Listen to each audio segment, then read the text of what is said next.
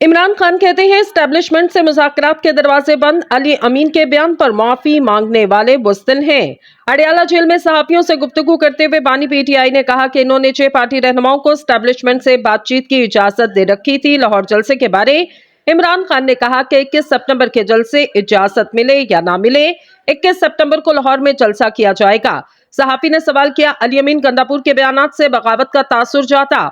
इस पर बानी पीटीआई ने कहा कि अली अमीन गंडापुर ने कौम के जज्बात की तर्जुमानी की। अली अमीन गंडापुर के साथ खड़े हैं। एक और सहाफी ने सवाल किया, अली अमीन गंडापुर की तकरीर पर आपकी पार्टी रहनुमा माफिया मांग रहे। इस पर बानी पीटीआई ने कहा, अली अमीन गंडापुर के बयान पर माफी मांगने वाले बुज़दिल और डरपोक, इनको पार्टी में नहीं होना चाहिए। फैसल वापडा से मुतालिक सवाल पर बानी पीटीआई ने कहा, फैसल वापडा किन का माउथपीस है सबको पता है। आप अरशद शरीफ कत्ल केस का ओपन ट्रायल कर लें, सब सामने आ जाएगा।